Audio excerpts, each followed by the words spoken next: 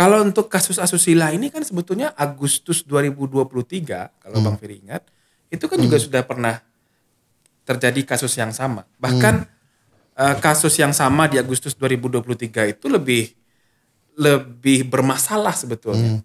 Hasim harusnya layak dipecat pada saat itu karena dia punya affair atau punya terlibat kasus asusila, terkonfirmasi ya di putusan DKPP, dengan salah satu ketua umum partai politik calon peserta pemilu. Yang Assalamualaikum warahmatullahi wabarakatuh. Bertemu lagi di channel Ferry Amsari. Kali ini tamunya sedikit ada relasi. Dede Fadli Ramadhanil. Kan saya mengikuti banyak orang yang salah manggil Bapak Ramadhanil. Fadil gitu ya. Fadil Ramadhanil. Fadli sering dibaca namanya salah, dia terkenal gitu, tetapi banyak yang salah nama. Saya mau benahi namanya adalah Fadli Ramadhanil. Saat ini masih peneliti di Perludem, sekaligus juga dosen Fakultas Hukum Universitas Andalas ya. Apa kabar Fad? Baik Bang. Alhamdulillah ini terkait putusan DKPP atau hal yang lain? Salah satunya putusan DKPP yang terlambat itulah. Yang terlambat itu. Apa sih sesungguhnya yang bisa dibaca dari putusan DKPP yang memberhentikan Ketua KPU RI dan sekaligus sebagai anggota ini, Pak? Salah satu yang paling utama kan ada masalah besar berarti Bang di dalam tubuh institusi penyelenggara pemilu. Kan ini kan terasa tidak terlalu luar biasa karena satu, putusan DKPP-nya terlambat. Kedua, penyelenggaraan pemilu ini di bawah kepemimpinan KPU yang sekarang sudah terlalu banyak masalah dari awal. Dan yang ketiga, hampir semua komisioner KPU itu sudah pernah disanksi etik. Jadi masalahnya serius semua sanksi etiknya mereka. Makanya terasa seorang ketua KPU dipecat dari ketua dan anggota karena kasus asusila. Bagi kita sih sebetulnya ini sesuatu yang menampar betul institusi KPU ya. Institusi yang dipimpin oleh seorang Hasyim Asy'ari yang beberapa waktu lalu menyelenggarakan pemilihan presiden, menyelenggarakan pemilihan anggota DPR sampai ke DPRD provinsi, ternyata punya masalah kasus asusila yang membawa dia dipecat. Itu masalah serius di institusi penyelenggara pemilu menurut saya. Kenapa dia merasa dipecatnya terlambat? Emang apa masalahnya ini orang? Kalau untuk kasus asusila ini kan sebetulnya Agustus 2023, kalau Bang Ferry ingat, itu kan juga sudah pernah terjadi kasus yang sama. Bahkan kasus yang sama di Agustus 2023 itu lebih bermasalah sebetulnya. Hasim harusnya layak dipecat pada saat itu karena dia punya affair atau punya terlibat kasus asusila, terkonfirmasi ya di putusan DKPP, dengan salah satu ketua umum partai politik calon peserta pemilu yang dikenal dengan wanita emas itu Hasnaini. Partai ini Republik Satu ya. Republik Satu atau apa istilahnya itu ya, Partai Republik Satu. Dia dalam proses pendaftaran itu bertemu beberapa kali dengan Hasyim secara personal di ruangan kerjanya, kemudian di salah satu hotel, kemudian melakukan perjalanan ke Jogja, kemudian menggunakan bertemu berdua dengan menggunakan mobil kendaraan Hasyim ya. Itu menurut saya lebih berat sebetulnya daripada perkara ini. Karena coba bayangkan Bang, ketua KPU yang menyelenggarakan pemilu yang akan punya otoritas untuk menerima atau menolak syarat partai politik dalam peserta pemilu, pergi berduaan dengan ketua umum partai dalam proses verifikasi. Itu kan konflik kepentingan luar biasa itu. Nah, itu dilakukan di tengah tahapan verifikasi parpol. Dan mestinya DKPP memberikan sanksi pemecatan. Kan gak ada lagi pelanggaran yang lebih serius daripada dalam quote and quote nih, penyelenggara pergi bersama atau bahkan punya hubungan pribadi dan personal dengan peserta pemilu. Wasit dan pemain nih dalam satu selimut yang sama di dalam tanda petik ya. Itu udah batal duduknya jadi penyelenggara pemilu menurut saya. Nah, tapi kan yang bermasalah katakanlah tidak sekedar Mas Hasyim kan. Penyelenggara pemilu tingkat pusat dan nasional juga punya masalah-masalah kan. Kalau kita ingat kasus verifikasi partai politik, Pak, itu tidak hanya dibukakan jalan oleh KPU RI, KPU RI terlibat aktif merusak proses penyelenggaraan pemilu kita dalam verifikasi partai politik dan bahkan juga melibatkan KPU-KPUD. Nah ini bisa nggak kita melihat apakah mungkin kita berbenah dalam proses penyelenggaraan pemilu dengan KPU-nya yang beginian, Pak? Nah, situasinya memang begitu rumit, Bang, karena kepemimpinan KPU dari level pusat, provinsi, kabupaten kota di periode ini itu dibangun dalam nuansa militeristik dan transaksional yang sangat telanjang menurut saya. Militeristik dan transaksional yang sangat terbuka. Itu sebabnya di KPU kita lihat baret-baret begitu ya? Iya, betul. Kita bisa lihat kok. Saya nggak tahu Bang Ferry periode ini udah pernah masuk ke KPU. Sudah pernah. Pernah kan? Iya. Nah, lebih susah masuk daripada masuk kantor Kodam Jaya, masuk ke KPU sekarang. Ada ditanya, mana Anda dari mana? Dan yang bertanya itu orang yang berseragam seperti militer, punya baret merah dan segala macam. Tidak mencerminkan itu adalah institusi demokrasi. Padahal ini institusi sipil untuk menyelenggarakan proses daulat sipil, betul. Tapi berlagak seperti militer. Iya, gunanya untuk apa kan juga nggak jelas. Dan ternyata itu bolong juga. Masa ketua KPU-nya bisa pergi berdua nama ketua partai, pergi berdua nama PPLN menggunakan fasilitas dinas. Jadi jagat saksana itu atau satpam di depan itu untuk ini saja, untuk show saja, bukan bagian dari untuk mengontrol dan menjaga lembaga. Jangan-jangan semakin tertutup begitu, sesuatu institusi yang mestinya terbuka, transparan, bisa merangkul publik, ya karena kepentingan memang tidak bisa dilihat dan disilau oleh mata-mata publik. Betul, betul. Kan semakin kesini KPU ini kan semakin tertutup, Bang. Tertutup dalam artian semua informasi kepemiluan ditutup, tidak diakses, susah kan diakses. Bahkan mereka untuk CV, laporan dana kampanye peserta pemilu saja, itu semangatnya jauh dari semangat open data lah dalam proses penyelenggaraan pemilu. Jadi kalau kita bicara mungkinkah kita bermenah dengan situasi yang ada saat ini sih, menurut saya agak berat ya. Karena semuanya kan ini bagian dari masalah ini. Penyelenggara pemilu yang tinggal ini kan juga dulu orang yang terlibat dalam proses masalah verifikasi partai kan. Orang yang juga terlibat menolak dan membangkang pada putusan Mahkamah Agung soal pencalonan 30% perempuan. Orang yang juga ikut bermain dalam pencalonan Gibran. Yes. Orang yang juga ikut bermasalah kan dalam bagaimana membangun tata kelola penyelenggaraan pemilu itu yang betul-betul sesuai dengan prinsip kepastian hukum. PKPU-nya terlambat, pelesiran ke luar negeri hampir semuanya gitu ya.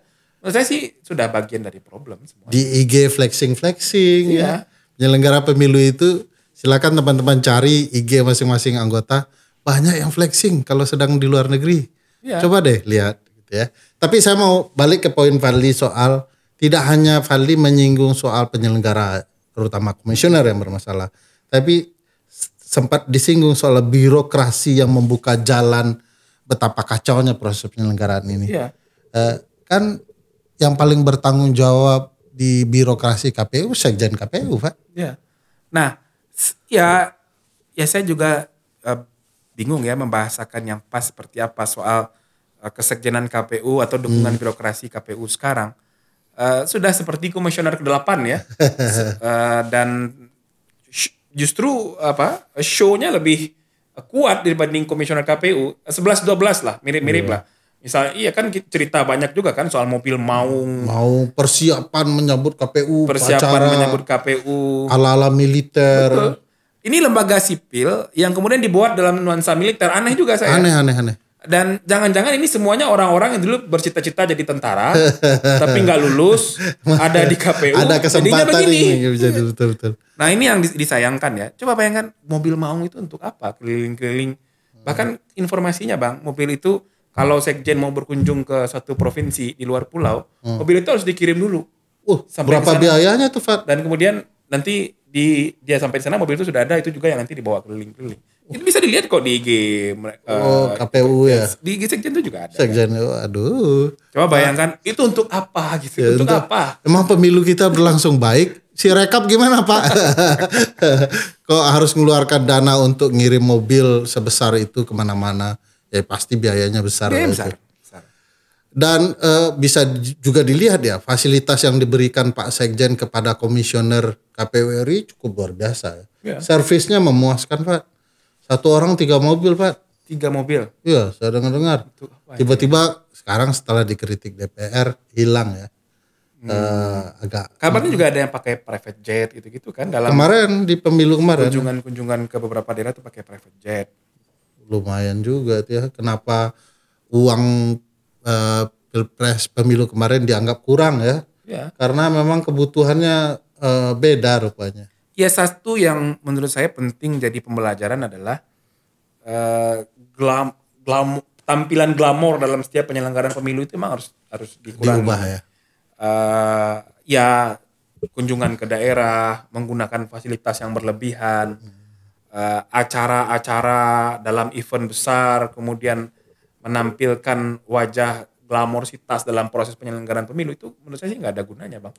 Justru esensi dari proses penyelenggaraan pemilu itu kan menyambung dan memberikan pesan penyelenggaraan pemilu itu kepada publik, masyarakat yang kemudian ya ini juga berbeda-beda kan yang akan menerima pesan ini.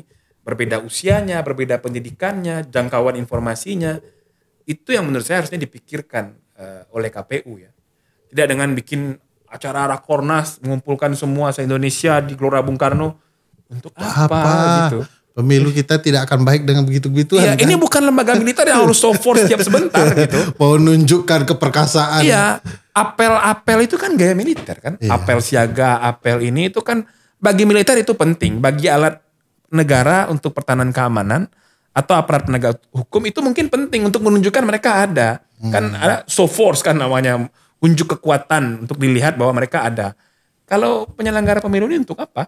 Rakor dengan mengumpulkan dari Sabang sampai Merauke, dari Miangas sampai Pulau Rote di Jakarta, semua komisioner plus sekretariat itu untuk apa? Kan bisa bicara satu sama lain juga kan itu sebanyak itu orang. Dan bahkan hampir tiap bulan ada pertemuan di Jakarta ya. Padahal itu, sekarang ada Zoom ya. Nah kalau Bang Ferry lihat pas pemecatan Hashim, itu yang berdiri panjang di belakang kan itu sepertinya ketua-ketua KPU provinsi. Provinsi. Nah sepertinya sedang ada kegiatan di Jakarta. Iya. Nah bisa dibayangkan tuh kegiatan apa mengumpulkan semua ketua KPU di Jakarta. Ada pertemuan di hotel di dekat mewah di Mega Kuningan, Ritz Carlton ya. Oh iya. Hotel mewah itu Pak. KPU pertemuan di Carlton. Sana. Itu apa itu ya? Yang buat macet Mega Kuningan kemarin tuh. Nah kayaknya itu makanya ya nggak tahu ya pesan apa juga yang ingin diberikan dan kenapa juga mau ya anggota KPU provinsinya mendampingi ketua yang sudah dipecat. Iya. Karena kasus asusila sudah terbukti. Kita menunjukkan kekompakan kita karena kita semi militer. Nah kayaknya itu ya kabarnya kan informasinya diminta oleh Hashim untuk hadir kan. Ya, kenapa mau? Ya, karena padahal melakukan yang begituan kan ya. Ya kalau itu pertanggungjawaban personal Hashim, mestinya Hashim konfres sendiri sih menurut saya ya. Iya. Dan jangan di kantor KPU. Iya, jangan kantor KPU. Jadi, ini malah.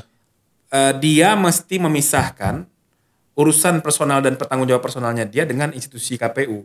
Itu untuk menyelamatkan institusi KPU juga. Ya nggak bisa dong, Pak. Nah, tapi maksudnya yang dia lakukan sekarang, Bang, membawa ke institusi KPU untuk ikut bertanggung jawab bersama pelanggannya dia. Ya nggak bisa sekarang Pak, uang perbuatannya pakai institusi.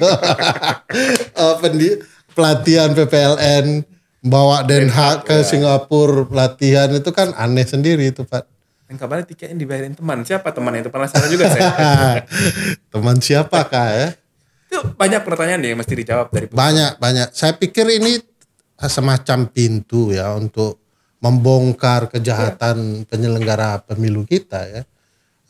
Kecuali ya kita pasrah aja karena sekarang kebetulan mau dekat pilkada. Atau gimana Pak? Ya menurut saya sih tidak boleh ya penyelenggara pemilu bermasalah itu dibiarkan ada di institusi KPU.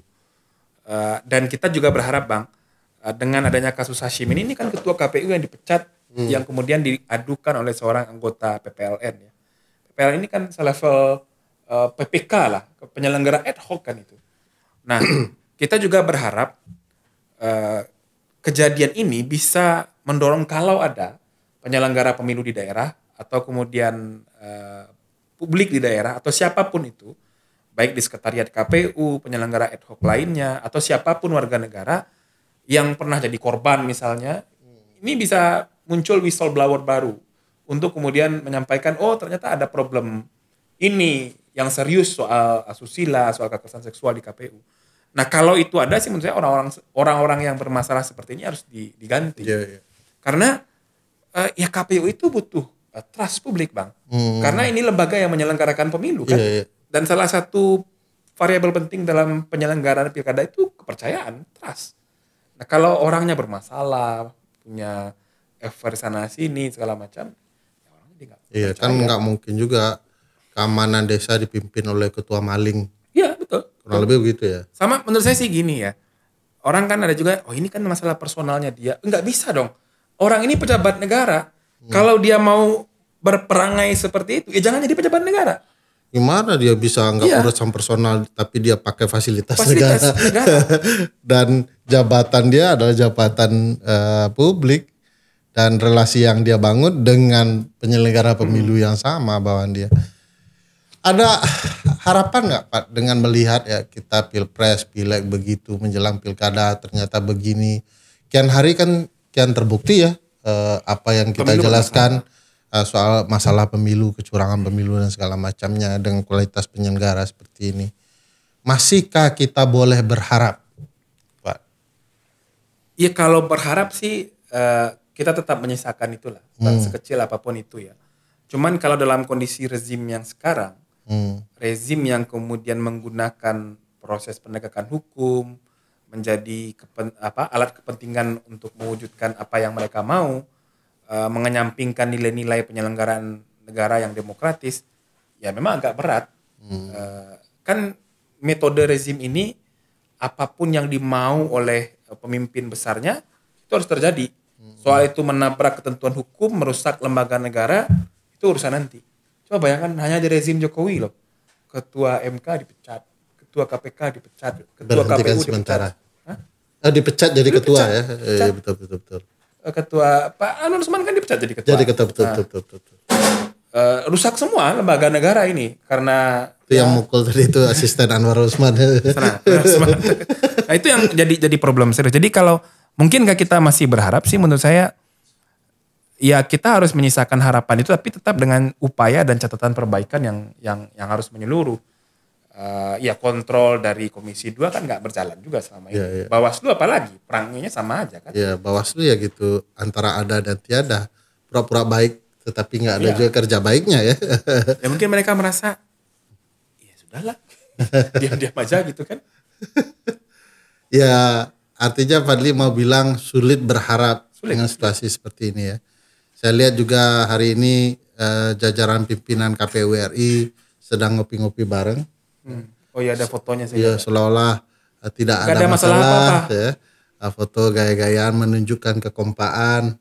Padahal kalian lah masalahnya. Gimana kita bisa melihat ada harapan? Apa yang bisa dilakukan Pak?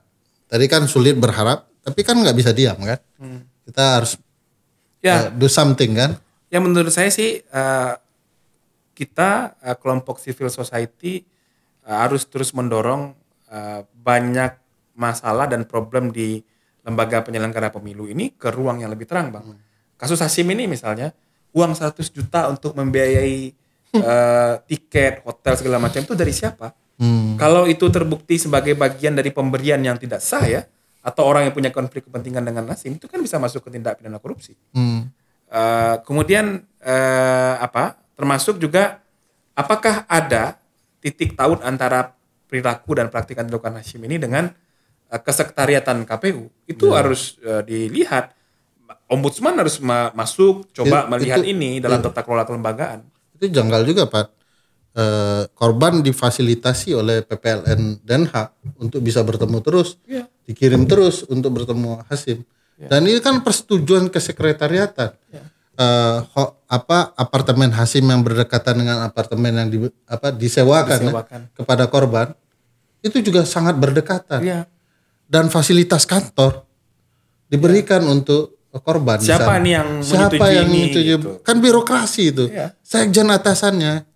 Ini korelasinya bisa kemana-mana ya Pak. Ya makanya menurut saya sih ini harus semuanya dibawa ke tempat terang Bang. Dalam artian kasus Hashim ya sudah ditutup, biarkan berlalu begitu saja. Lo KPU menganggap selesai, ngopi, foto-foto gitu, seolah tidak terjadi apa-apa ya nggak bisa begitu. Nggak bisa begitu ya. Ya tata kelola kelembagaan harus diperbaiki, termasuk indikasi korupsi, indikasi gratifikasi, indikasi maladministrasi harus ditelusuri. Ya kan tadi bicara peran publik ya, apa yang dilakukan setelah ini.